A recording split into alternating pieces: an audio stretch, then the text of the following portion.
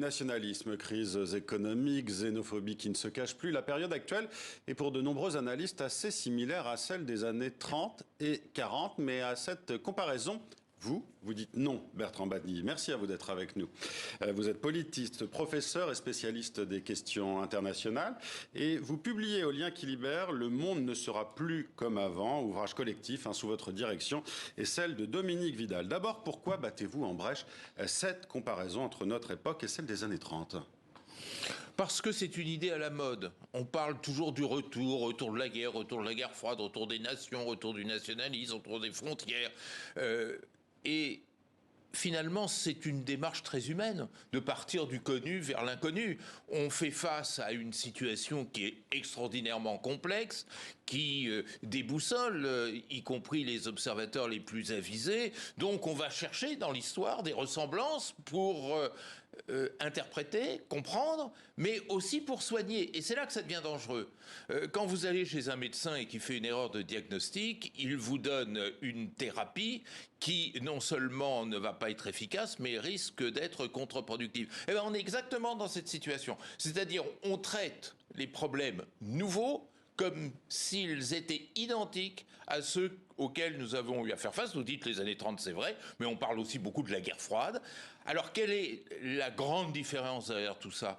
Elle est très simple, c'est l'effet de contexte. Qui pourrait sérieusement imaginer que le contexte d'aujourd'hui est identique à celui des années 30 ou à celui de la guerre froide ? Qu'est-ce qui est fondamentalement différent, justement ? C'est la mondialisation, l'interdépendance des États ? Alors, la mondialisation dans tous les sens du terme. D'abord, le fait que, si vous me permettez cette tautologie, mais elle est pédagogique, que le monde soit mondial. Lorsque nous étions dans les années 30, et même pendant la guerre froide, l'Europe était presque, je dirais, l'unique maillon de la chaîne internationale. Le reste, on l'appelait à l'époque la périphérie. C'est ainsi qu'on disait durant la guerre froide. On disait même rien du tout pendant les années 30. Et vous voyez à quel point les pays extra-européens, les pays du Sud, les pays d'Afrique et d'Asie pèsent aujourd'hui de façon énorme dans non seulement les événements qui se déroulent, mais dans les chances de pouvoir régler les problèmes auxquels nous nous trouvons confrontés. Ça, c'est une première différence. La deuxième différence, c'est la mondialisation comme mode de fonctionnement. Vous avez employé les termes qu'il faut, ce qui est assez rare, parce que généralement, on ne sait pas trop faire. C'est l'interdépendance. Et l'interdépendance, c'est quoi ? C'est le contraire de la souveraineté. Et donc, cela veut dire qu'il n'y a de solution aujourd'hui que globale. Et que l'addition de solutions nationales, de 193 solutions nationales, puisqu'il y a 193 États aux Nations Unies, n'aboutit à rien. On le voit pour le climat, on l'a vu dans la COP27 encore tout à fait récemment. Mais justement, ce qui est étonnant, après ce que vous dites, c'est de voir cette montée des nationalismes, voir comme certains politiques aussi s'accrochent à cette idée de souveraineté nationale et n'arrivent pas à penser le monde et leur pays dans ce monde et avec les autres pays. On l'a vu là lors de la COP, la dernière COP à Sharm el-Sheikh, ils n'ont pas réussi, encore une fois, à s'entendre. Comment vous l'expliquez, ça ? Alors, vous savez, le grand philosophe Todorov disait de son vivant, hélas décédé aujourd'hui, les nationalistes n'ont rien à vendre. Et c'est vrai, parce qu'il faut voir que derrière ce nationalisme, vous avez deux choses. Vous avez d'abord la peur. Le nationalisme, c'est aujourd'hui justement la réaction spontanée, presque viscérale à la mondialisation et au bouleversement gigantesque. Mais qu'est-ce qui fait tant peur, Bertrand Badie ? C'est aussi ça la question qu'on se pose. Eh bien, c'est justement la peur de dépendre des autres, la peur d'être confondu dans un même monde. Et cette peur de l'autre, vous parliez tout à l'heure de xénophobie, je dirais de racisme, bien entendu, d'haltérophobie. L'autre est suspect par définition, et vous avez des entrepreneurs politiques qui vous expliquent partout dans le monde que si vous peinez à la tâche, que si vous avez des problèmes dans le domaine social, économique, politique, culturel, c'est la faute de l'autre. C'est tellement rassurant. On le voit bien avec justement ce qui s'est passé avec l'Ocean Viking il y a encore quelques jours. Moi, la question que je me pose et que je vous pose, c'est est-ce que le populisme actuel est aussi dangereux, moins dangereux que celui d'hier qui nous a menés aussi à la Seconde Guerre mondiale ? Alors, à nouveau, il n'a pas la même face. Le nationalisme d'aujourd'hui, c'est un nationalisme de repli. ce n'est plus tellement un nationalisme d'expansion ni de conquête. C'est un nationalisme de repli. On rentre chez soi, on ferme sa porte, on ferme ses fenêtres, on ferme ses volets, on ferme le verrou à double tour, et tant pis si dehors restent des malheureux, des souffrants, ou d'autres qui peuvent vous aider, dont la solidarité vous est utile. La solidarité aujourd'hui, dans un monde systémique, dans un monde interdépendant, c'est plus seulement de la charité, c'est plus seulement éthique. La solidarité, aujourd'hui, c'est l'efficacité. Le tout, c'est de savoir l'organiser. Et c'est le deuxième pendant à la réponse que je voulais faire à votre question, c'est-à-dire que nous avons peur d'abandonner la souveraineté et de découvrir que c'est justement dans ce qu'on appelle la gouvernance globale que se trouvera la solution, parce qu'on se dit, à ce moment-là, on perd quelques points à l'échelle mondiale, comme si on ne les avait pas déjà perdus. Dominique Vidal cite Gramsci au début de son article dans le livre « Le vieux monde se meurt, le nouveau monde tarde à apparaître et dans ce clair-obscur surgissent les monstres ». Donc c'est une mise en garde qui date de 1929 mais qui pourrait être écrite aujourd'hui.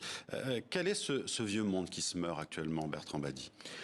C'est le monde des États-nations, c'est le monde des frontières, c'est le monde de la compétition. Alors tout ceci ne s'effacera pas évidemment d'un claquement de doigts, mais tout ceci apparaît comme autant de barrages à la solution des grands problèmes, des problèmes climatiques, des problèmes sanitaires, des problèmes alimentaires. N'oubliez jamais l'alimentaire. Vous savez qu'il y a 10 millions d'humains. On le voit beaucoup là avec la guerre en Ukraine, justement cette crise des céréales. Oui, mais j'aimerais mieux qu'on le voit de manière globale, c'est-à-dire 10 millions d'êtres humains qui meurent chaque année de faim, l'équivalent de 8 attaques par jour sur le World Trade Center.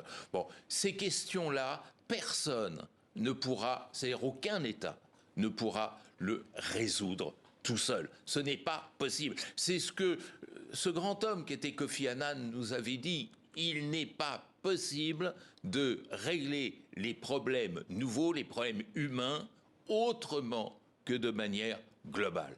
Pour envisager justement cette solution globale, il faut aussi comprendre quelles sont les forces justement aujourd'hui dans le monde. Quel est le rapport de force ?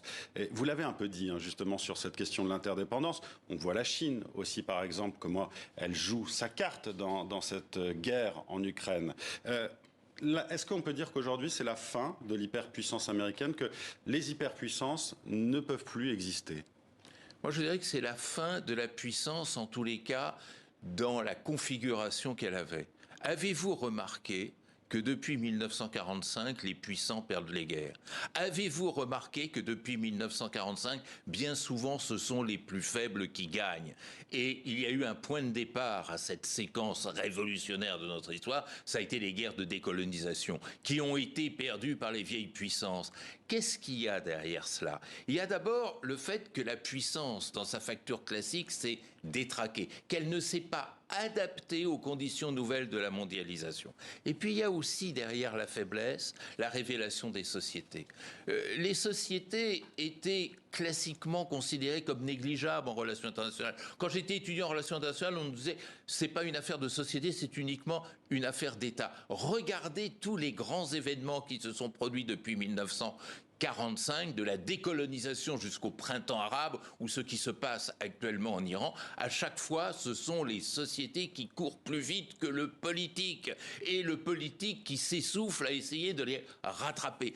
Ça, c'est une coupure, c'est une rupture profonde. Vous savez, moi, je suis né dans un monde interétatique, international, comme on disait. Je vais mourir, j'espère pas tout de suite, dans un monde mondialisé. C'est toute autre chose. Comment voulez-vous que l'on change de grammaire et de logiciel si vite? Mais ne donnons pas dans la facilité de dire c'est comme avant, parce que non, c'est plus comme avant. On a bien entendu. Merci Bertrand Badi d'avoir été avec nous. Le monde ne sera plus comme avant, et donc édité au Lien qui libère. Merci d'avoir été avec nous.